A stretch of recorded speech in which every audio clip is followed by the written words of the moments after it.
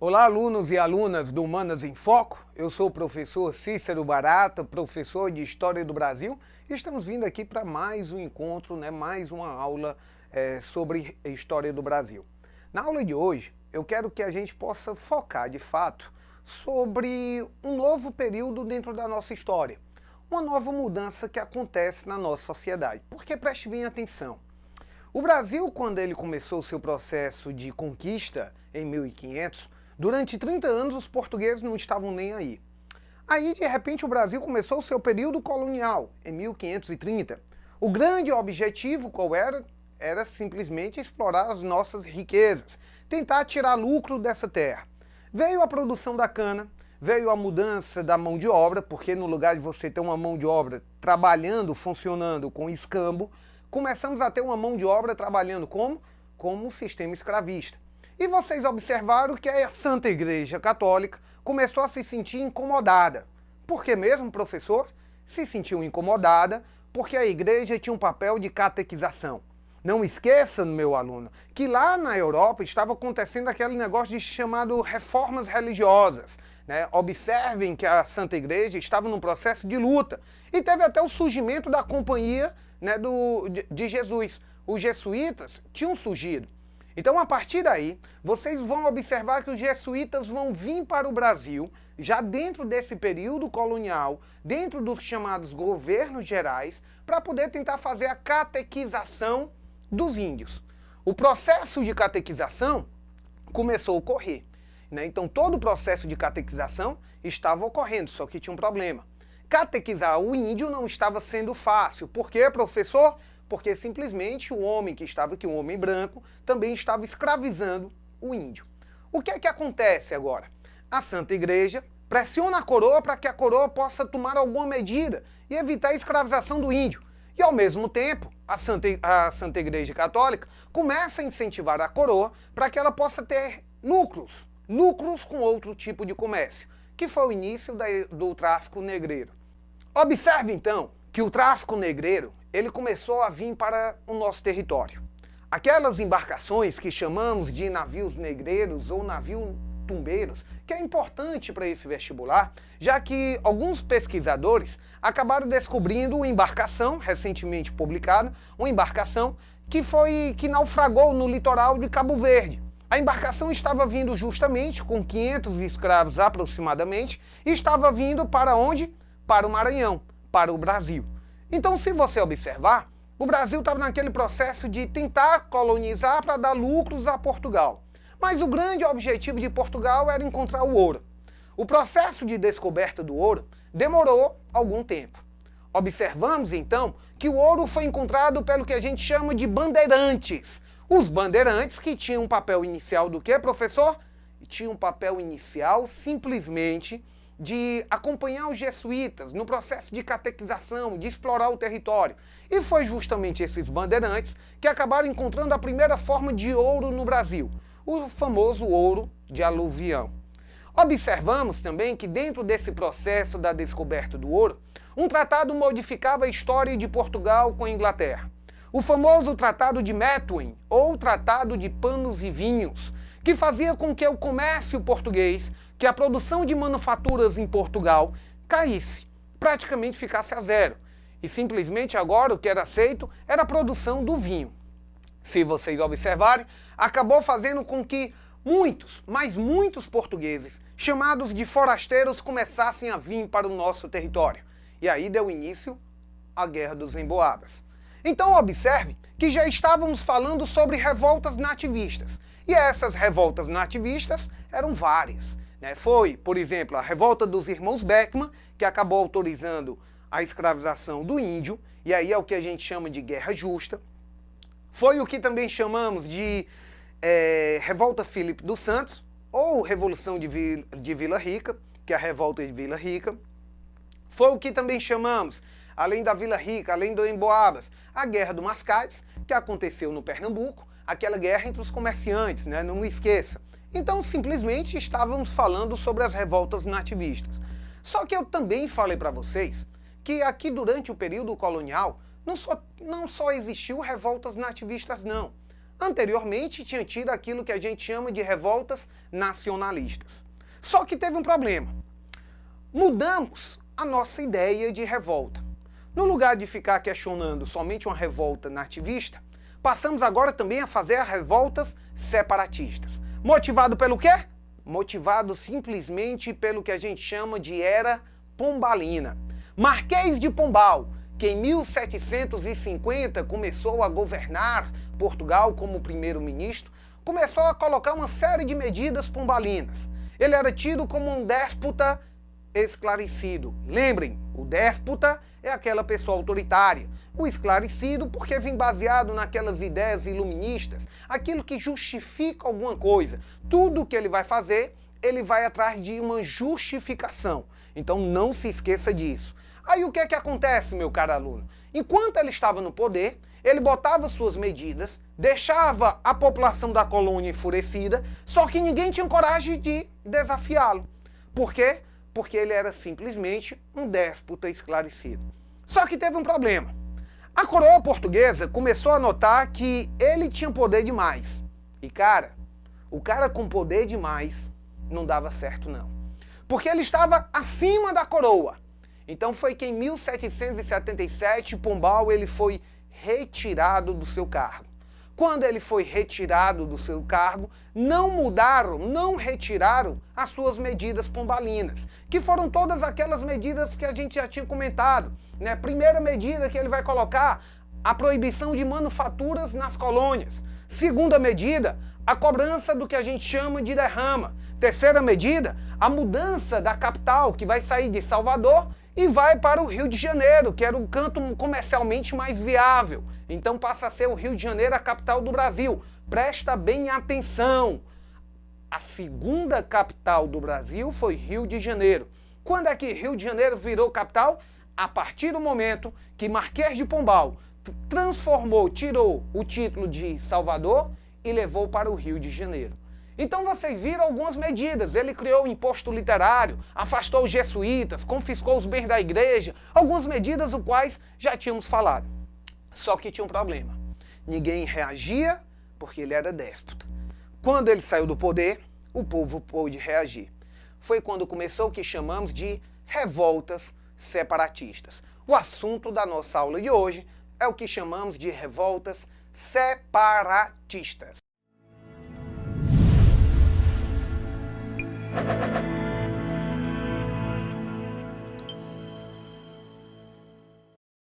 O que são revoltas separatistas? O nome já diz, revoltas separatistas são revoltas que querem se separar. São revoltas que questionam o poder da coroa de forma política e de forma econômica. Então ele vai estar questionando de forma política e de forma econômica. Simples. Se a coroa começa agora a ser questionada, o Brasil começa a pensar em separação. E a primeira revolta separatista é uma das mais clássicas de todas, uma das mais cobradas dentro do Enem, dentro dos nossos famosos tradicionais vestibulares, né? Os vestibulares tradicionais, que chamamos de Inconfidência Mineira. A Inconfidência Mineira, o movimento de 1789, que damos tanta glórias para ela. Só que de fato eu pergunto, a Inconfidência chegou a acontecer? Não. A Inconfidência Mineira foi um movimento que nunca aconteceu. Por que, professor, que ela nunca aconteceu? Sempre estudei que ela foi importantíssima. Não estou dizendo que ela não foi importante. Só que teve um problema. A Inconfidência Mineira, ela tinha um ideal de separação porque era contra a cobrança da derrama. A derrama foi enviada. Foi tida para que ela pudesse ser acontecida aqui no Brasil. E o problema é que ninguém queria pagar aquela cobrança dos impostos atrasados. Os chamados homens bons, os membros da elite de Minas Gerais, se revoltaram. Não aceitariam de forma nenhuma. E sugeriram fazer uma revolução. Uma revolução contra esse autoritarismo da coroa portuguesa. Só que tem um problema. Uma revolta, ela só acontece com a presença da elite? Não. Para que uma revolta possa acontecer de fato, é necessário que você não possa ser somente uma revolta popular, ou que não seja somente uma revolta elitista. É necessário você fazer uma fusão. E essa revolta iria acontecer. Quando? Mais tarde, na Conjuração Baiana. Porque na Inconfidência Mineira, a elite se reúne. A elite se reuniu dizendo que não poderiam aceitar a cobrança da derrama. Vão tramar um plano para boicotar a derrama, para fazer com que Minas Gerais se separasse de Portugal. Minas Gerais e não o Brasil. Que Minas Gerais fosse transformado no Estado. Que Minas Gerais tivesse como capital Vila Rica. Que tivesse universidade. Então eles queriam uma separação de Minas Gerais, não era a separação do Brasil. E aí vocês vão observar o seguinte. Em 1789 a elite começou a se reunir, querendo fazer uma revolução, querendo fazer uma agitação, ou melhor dizendo, uma inconfidência, que é o que a gente chama de movimento de traidores. Inconfidência é isso, é um movimento de traidores. Lembrando que a Inconfidência Mineira, ela pode vir também com o título de Conjuração Mineira. É a mesma coisa, certo? Toda vida que você vestibulando esteja lendo uma questão, esteja vendo que num enunciado vinha falando Conjuração e Inconfidência Mineira, se trata do mesmo movimento. Não vá fazer, como alguns casos que já observei, de alunos acharem que seriam movimentos distintos. Não, são os mesmos movimentos. Inconfidência significa movimento de traidores. A conjuração seria um conjunto, era a ideia de um conjunto. Então a Inconfidência Mineira, ela começa a ser organizada pela elite. Só que tinha um problema. A elite disse, calma aí, professor. Nós não podemos aqui fazer uma revolução sozinhos. Precisamos da adesão do povo. Só que a elite não era bem-vinda ao povo. Lembrem que a maior parte do povo de Minas Gerais eram negros. A maior parte do povo de Minas Gerais eram escravos. Então é bom que você lembre disso. Eles queriam fazer com que o povo participasse da Inconfidência. Só que eles não tinham essa abertura, não tinham esse poder de conquista para fazer com que o povo participasse da Inconfidência. Foi aí que eles viram a necessidade de encontrar alguém que pudesse fazer essa intermediação. Foi quando eles começaram a pensar quem poderia ser um cara que fosse benquisto pelos negros, pelo povo. Aí eles pensaram e disseram, epa, tem um cara ali que ele é militar, que ele ajuda o povo, que ele é chamado de Tiradentes. Esse cara, o José Joaquim da Silva Xavier, ele era um cara que não era rico, mas também não era pobre. Ele era um militar. Era um militar como se hoje em dia falássemos que era um cabo, alguma coisa assim. E aí ele era um cabo, vamos supor. Ele era um militar que foi convidado a participar desse movimento. Ele gostou da ideia de separação, de emancipação, porque lembrem que estava acontecendo na Europa a Revolução Francesa. A Revolução Francesa contra o absolutismo, né, que não podemos esquecer de forma nenhuma. As ideias liberais ganhavam força dentro da Europa. Então aqui no Brasil a gente sentiu alguns efeitos. E ele gostou da ideia. Tiradentes disse, gostei, tá aí, gostei, uma separação, uma independência. Nós poderemos nos governar, gostei disso. Como é que eu entro nessa história? Foi aí que a elite disse, bom, para que a revolução possa acontecer de fato, é necessário que o senhor tente fazer com que outras pessoas possam aderir. Então o senhor vai ser esse responsável por essa comunicação. José Joaquim da Silva Xavier, então ele seria aquele homem que iria intermediar o povo com a elite. Começou a entrar na casa do povo, começou a tentar convencer os negros a participarem da revolução, da Inconfidência. O negro, muitas vezes, escutava José Joaquim da Silva Xavier. Só que no final ele dizia, sim, estou gostando muito dessa ideia de liberdade, estou gostando bastante dessa ideia de emancipação. Só que eu queria saber uma coisa.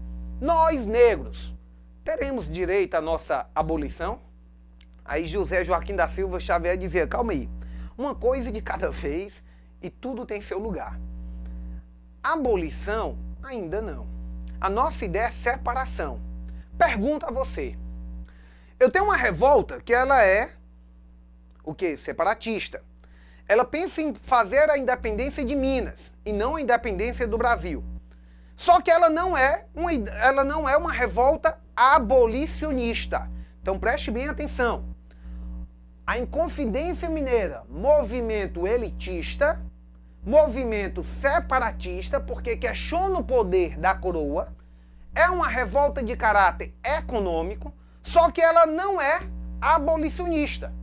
E é influenciado pela Revolução Francesa, tudo bem. Aí o cara diz, Barata, eles conseguiram o apoio do negro? O negro pegou e disse, ô Tiradentes, nós vamos ganhar a abolição? Não. Então o negro não participa. Lembrem que a Santa Igreja Católica também apoiou esse movimento separatista, que é um dos papéis que temos que lembrar. A igreja apoiava os movimentos separatistas. Opa, professor, calma aí, como é que a igreja apoiava o movimento contra a coroa? Lembra não? Que durante a Era Pombalina, a Santa Igreja Católica teve seus bens confiscados. Lembra que durante a Era Pombalina, a Santa Igreja Católica teve jesuítas que foram expulsos do nosso território.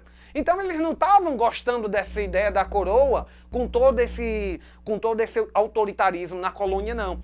Então a Santa Igreja apoiava também os movimentos separatistas.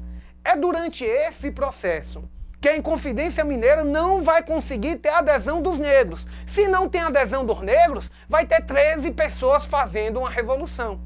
Aí eu lhe pergunto, meu aluno, será que 13 pessoas saindo na Avenida Paulista, fazendo agitação, pedindo golpe, querendo uma revolução, será que acontece alguma coisa? Será que 13 pessoas saindo caminhando lá pela Praça da Proclamação da República, lá por Copacabana, vai chamar a atenção de alguém? Não, né? Ou então 13 pessoas andando na Avenida Beira-Mar, lá em Fortaleza, vai chamar a atenção de alguém? Não. É por isso que a Inconfidência Mineira não vai dar certo. Cara, tu tem 13 pessoas que estão tentando fazer uma revolução que não consegue adesão do povo. Por quê? Porque a maior parte do povo é de negros. E aí você tem que olhar, por que os negros não aderiram à Inconfidência Mineira? Porque o movimento, ele era não abolicionista. O movimento, ele não defendia a abolição. Então os negros não tinham por que participar. Observando isso, um dos inconfidentes começou a ficar preocupado com a situação. Vendo que estava chegando o dia da derrama e eles não conseguiam fazer nada. Foi aí que esse inconfidente deu de traidor. Saiu simplesmente de Minas Gerais e foi até o Rio de Janeiro, que era a capital. Chegou lá na capital, pediu para falar com o governador. O governador, então, foi ouvi-lo. E ele disse mais ou menos alguma coisa assim, governador, tem uma coisa para lhe contar, mas só lhe conto se o senhor garantir o meu perdão. Aí o governador responde dizendo, eu só lhe dou perdão se você me falar o que é. E se valer a pena eu lhe dou. Aí ele disse, pois bem, eu vou lhe contar. Quando ele foi contar a história, o governador disse, gostei. Quer dizer que lá em Minas Gerais tem um grupo querendo fazer a emancipação de Minas, querendo fazer a proclamação da independência. Justamente.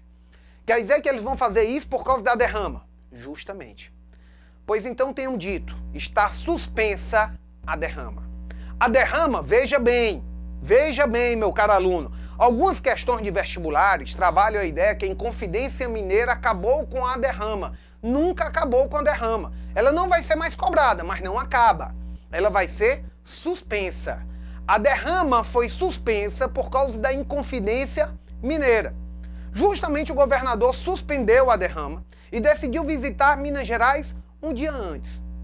Quando chegou em Minas Gerais, estava todo mundo desarmado, ninguém estava se preocupando mais com revolta. O objetivo da elite tinha sido conquistado, que era qual? Acabar com a derrama. E eles tinham conseguido suspender a derrama.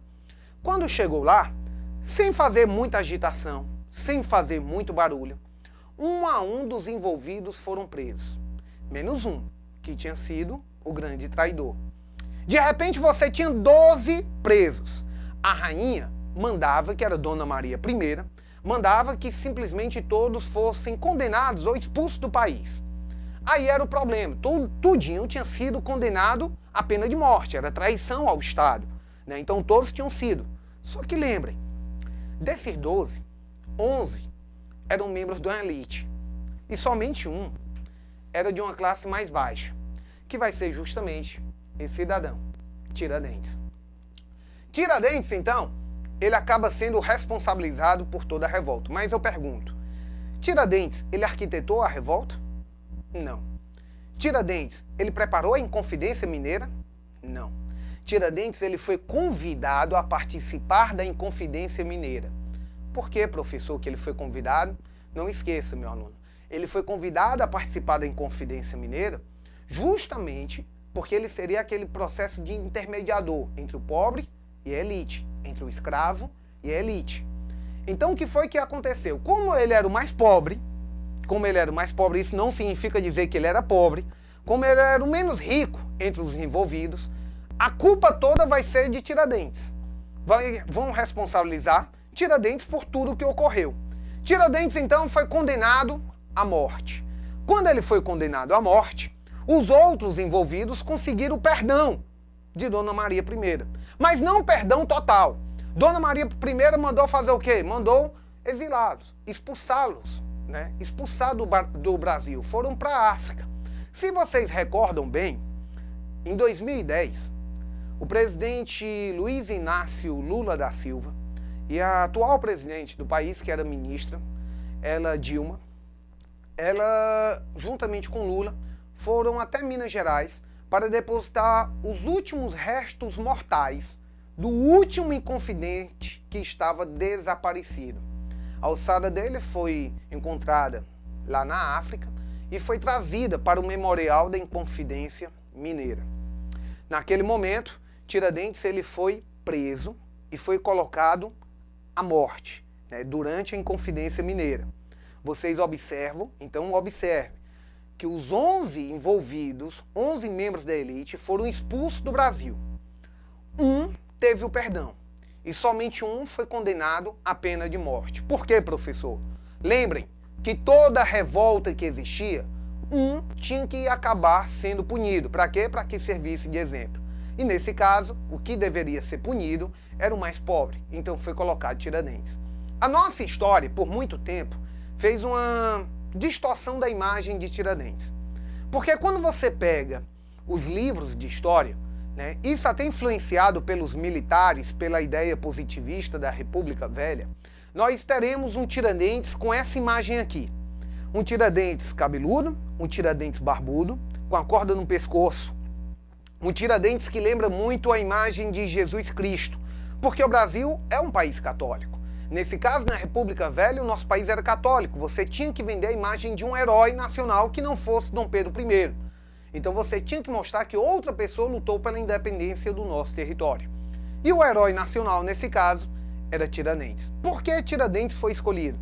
Porque Tiradentes era justamente um militar. Ele teria sido militar e ele foi morto durante a Inconfidência Mineira, como resultado da Inconfidência Mineira.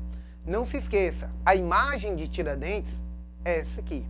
Tiradentes era um rapaz magro, alto, que não tinha barba porque ele era militar.